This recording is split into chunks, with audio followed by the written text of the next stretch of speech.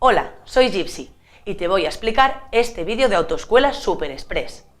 Vas a ver otro vídeo más del tema de mecánica. ¿Seguimos?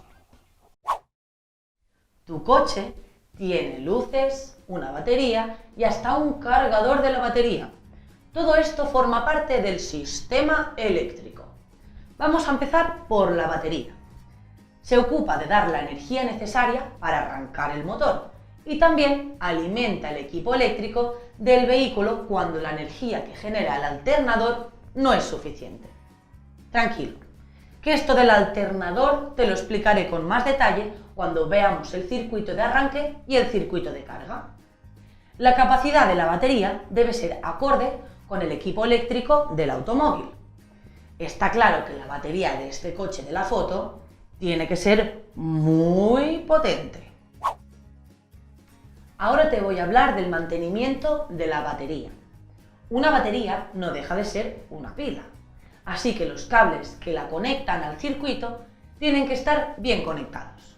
Los terminales de la batería y los bornes, estas piezas que permiten juntar el cable a la batería, deben estar bien colocados y no deben tocar ninguna parte eléctrica del vehículo. Además, la batería tiene que estar limpia, seca y bien anclada, bien sujeta en su alojamiento, precisamente para evitar que el movimiento pueda mover los cables. Mira esta batería. Los bornes y los terminales están llenos de corrosión. A esto se le llama sulfatación. Para evitar la sulfatación tendrás que ponerles grasa o vaselina. También se recomienda que periódicamente revises el estado de carga de la batería. Esto lo tendrás que hacer con el motor parado.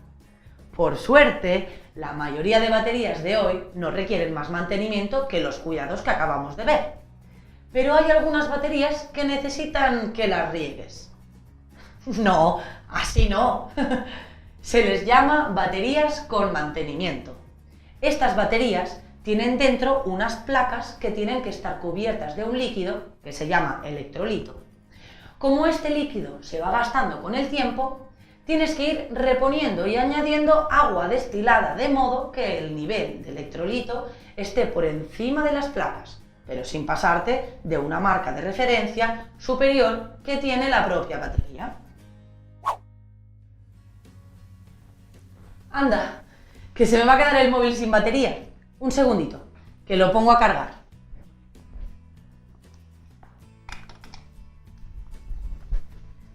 Pues con la batería del coche pasa exactamente lo mismo que con el móvil. Pero, ¿cómo lo cargas? Los coches llevan dentro su propio cargador. ¿Recuerdas lo de que la energía no se crea ni se destruye? Pues la energía que genera el motor no solo se usa para mover el vehículo, también para cargar la batería. El movimiento, la energía mecánica, se puede transformar en electricidad. Fíjate, te voy a poner un ejemplo ahora mismo. Cuando doy vueltas a la manivela, la linterna se enciende. ¡Oh! Aunque parezca magia, no lo es. Es ciencia. El circuito de carga está formado por un alternador que proporciona la corriente cuando el motor está en marcha. Viene a ser la linterna que acabas de ver. La batería y un regulador que limita la tensión de salida del alternador para que ésta no sea muy grande y no estropee el circuito eléctrico. Cuando el motor está funcionando, la energía eléctrica de tu coche se saca del alternador, que además se ocupa de cargar la batería. Y seguro que te suena eso de corriente alterna y corriente continua. La alterna es como la que tenemos en casa, pero en casa hay muchos aparatos que no los conectas directamente, sino que usamos un transformador que transforma la corriente alterna en continua. Con el alternador sucede lo mismo. La corriente que da es alterna y se transforma en continua mediante un aparato que se llama rectificador integrado. Además, genera corriente a un régimen de revoluciones bajo, por lo que puede cargar la batería incluso con el motor funcionando al ralentí. El alternador, la linterna, no está conectada directamente al motor, sino que el motor se conecta a una ruedecita intermedia que se llama cigüeñal. Y luego el cigüeñal se conecta al alternador mediante una correa. La correa del alternador se va estropeando con el uso. Puede incluso romperse, así que tendrás que comprobar periódicamente que la correa del alternador está tensa y en buen estado, y cambiarla cuando sea necesario.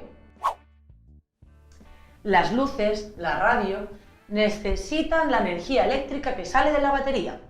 Si el motor de tu coche está parado y dejas las luces puestas, puedes agotar la batería. Por eso, cuando quitas la llave y dejas las luces puestas, la mayoría de vehículos te avisan con un pitido. El mantenimiento es muy sencillo. Tienes que mantener limpios los elementos de alumbrado y señalización y comprobar que los cristales no presenten impactos o fisuras. No sea que no veas por tener las luces sucias.